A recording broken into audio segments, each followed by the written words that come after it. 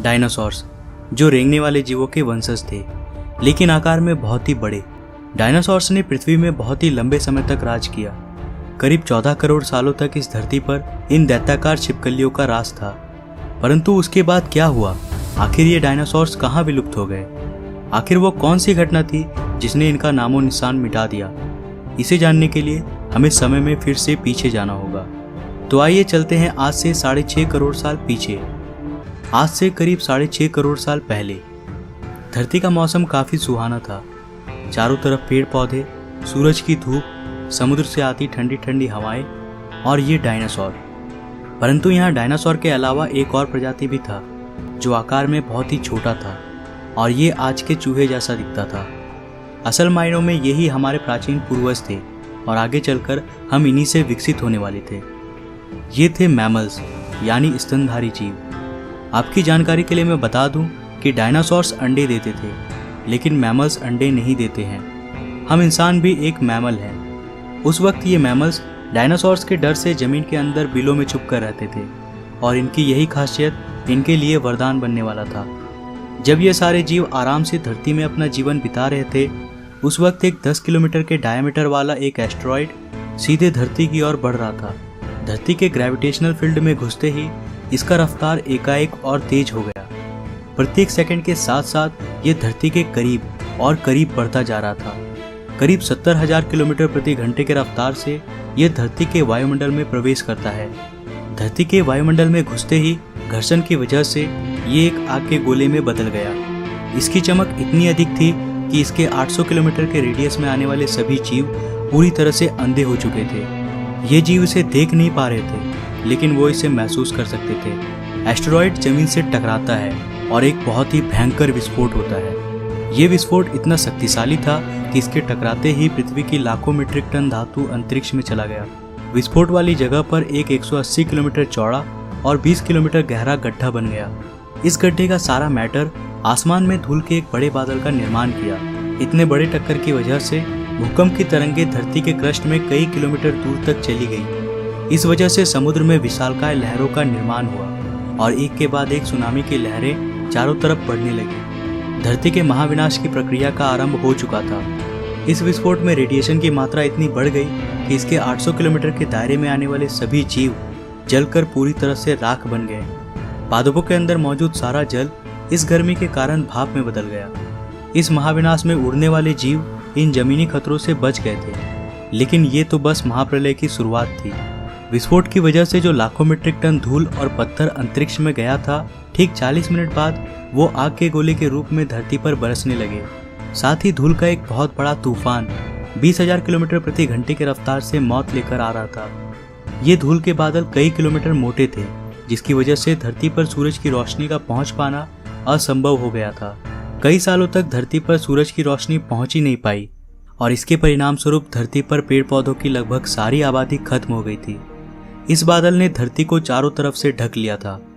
विस्फोट के 90 मिनट्स बाद धरती का तापमान 150 डिग्री सेल्सियस तक चला गया। इसकी वजह से जो डायनासोर विस्फोट के इलाकों से बहुत दूर थे, वे भी इस गर्मी से बच नहीं पाए। इस महाप्रलय में धरती के कुल 75% आबादी पूरी तरह से साफ हो गई थी, लेकिन यह महाप्रलय किसी के लिए फायदेमंद साबित होने वाला था। डायनासोर का अंत एक नए प्रजाति के लिए सुनहरा अवसर था। मैमल्स, इन्होंने खुद को इस महाविनाश से बचा लिया था।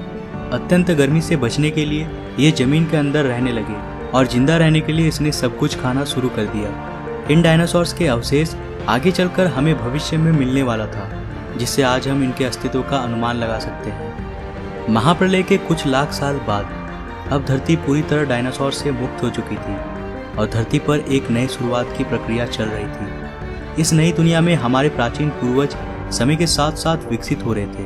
अब ये आकार में पहले से काफी बड़े हो चुके थे, परंतु ये अब भी दिखने में हमारी तरह बिल्कुल नहीं लग रहे थे, क्योंकि इसे आगे चलकर कई अन्य प्रजातियों में विकसित होना था। आज से करीब 4.7 करोड़ साल पहले अब धरती का वातावरण लगभग पूरी तरह से आज के समान बन चुका था। इस वक्त धरती का तापमान 24 डिग्री सेल्सियस था और धरती का एक दिन करीब 24 घंटों का होता था। इस वक्त धरती के सारे महाद्वीप लगभग पूरी तरह जानी पहचानी थी। केवल एक नए भूभाग की रचना बाकी रह गई थी। धरती के टेक्टोनिक प्लेट्स में एक बार फिर से हलचल हुई, जो धरती के दो बड़े बड़े द्वीपों को एक दूसरे के पास ले जा रही थी। ये वही भूभाग है जहां आज इस वीडियो को देखने वाले अधिकतर लोग रहते हैं। ये है इंडिया, जो एशिया महाद्वीप की ओर तेजी से बढ़ रहा था। इन दोनों द्वीपों के आपस में टकराने की वजह से एक नए भू श्रृंखला का निर्माण हुआ, एक नई पर्वत श्रृंखला, हिमालय।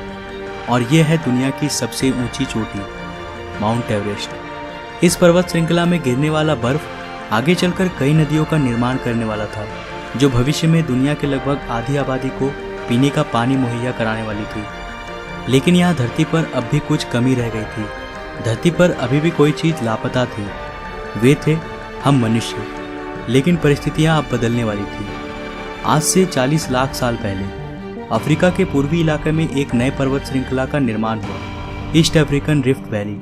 ये पर्वत यहाँ आने वाले मानसूनी हवाओं के लिए एक अवरोध बन गई थी और इस वजह से यहाँ के जंगलों में बारिश आनी बंद हो गई। यहीं इसी जंगल में रहते थे एप्स। ये पेड़ के ऊपर रहते थे जहाँ उनको खाने की कोई कमी नहीं थी। इस वजह से ये हमेशा पेड़ों पर ही रहते थे। लेकिन अब यहाँ समय के साथ साथ सूखा पड़ने लगा। बिना बारिश के जंगल पूरी तरह साफ हो गई और इन एप्स के लिए खाने की समस्या उत्पन्न हो गई। खाने की तलाश में इन्होंने पेड़ों से उतरने का निर्णय लिया। यह है एडिपिथेकस रेमिडस। ये हमारे पूर्वज थे जिन्होंने एक बहुत बड़ा निर्णय लिया था। इनका दिमाग एक संतरे जितना बड़ा था और आकार में ये महज 4 फीट लंबे होते थे। कई हजार सालों के विकास क्रम के बाद हमारे पूर्वज अब 2 पैरों पर चलने लगे। इससे ऊर्जा कम खर्च होती थी और ये चलते हुए भी खा सकते थे। अब इनका दिमाग भी तेजी से बढ़ रहा था। ये धीरे धीरे होशियार बन रहे थे। समय के साथ साथ विकास की प्रक्रिया चलती रही। हमारे पूर्वज धीरे धीरे विकसित होने लगे और इनका दिमाग भी धीरे धीरे बड़ा होने लगा। समय के साथ साथ इन्होंने पत्थरों से हथियार बनाना सीख लिया। अब शिकार करना काफ़ी आसान हो गया था। समय के बीतने के साथ साथ हमारे पूर्वजों ने आग को काबू करना सीख लिया। आग की खोज हमारे पूर्वजों के लिए सबसे बड़ी खोज थी। ये उन्हें गर्मी, रोशनी और अंधेरों में सुरक्षा देती थी और इसी वजह से अब परिवार भी बनने लगे। हमारे पूर्वज अब साथ साथ रहने लगे। इससे वे सुरक्षित रहते थे। आग में पका मांस को चबाने में कम ऊर्जा खर्च होती थी और इसी वजह से ये ऊर्जा अब इनके दिमाग में खर्च होने लगी। हमारे पूर्वजों का दिमाग अब काफ़ी बड़ा हो चुका था। ये थे होमो इरेक्टस, हमारे पूर्वज जो अन्य जानवरों से ज़्यादा होशियार थे और मिलजुल कर रहने वाले पहले जीव थे। इन्होंने अपने संदेश को दूसरों तक पहुंचाने के लिए अलग अलग आवाज़ें निकालनी शुरू की। इससे हमारे पूर्वजों ने भाषा का निर्माण किया, जिसके जरिए हम बातचीत कर सकते थे और ये हमारी सबसे बड़ी उपलब्धि थी। यही वो आखिरी विकास क्रम था जिसके बाद विकसित होकर हम बने। आज से करीब 2 लाख साल पहले कई सालों के विकास क्रम के बाद हमारा अस्तित्व शुरू हुआ। हम होमो सेपियंस यानी बुद्धिमान जीव। हमारे पास धरती के सारे जानवरों की तुलना में सबसे बड़ा दिमाग था। हमारे पास औजार थे, भाषा थी और सबसे बड़ी चीज़ हमारे पास दिमाग था। आज से करीब कुछ सेकंड पहले हमने और आपने साथ में मिलकर 4.5 अरब साल के सफ़र को तय किया। अब हम वापस घर आ चुके हैं। यह है हमारी दुनिया, हमारा समय। आज हम काफ़ी विकसित और आधुनिक बन चुके हैं। आज हम अपने आसपास घटने वाली घटनाओं को पूरी तरह समझ सकते हैं। हम जानते हैं कि ये समुद्र कहाँ से आए। हम आज ये भी जानते हैं कि यह ज़मीन जहाँ हम खड़े हैं उसका निर्माण कैसे हुआ और आखिर में धरती में जीवन कहाँ से आया था। लेकिन हमारा सफ़र अभी भी खत्म नहीं हुआ है। हमें अभी और भी आगे जाना है। हमें इस संसार को और अच्छे से समझना बाकी है। तो आज के लिए बस इतना ही। अगर आपको ये वीडियो पसंद आया तो इसे लाइक ज़रूर करें और नीचे कमेंट में बताएं कि आपको ये सफ़र कैसा लगा। अगर आप नए हैं इस चैनल पे तो चैनल को सब्सक्राइब करने के साथ साथ नोटिफिकेशन बेल को भी ऑन कर ले।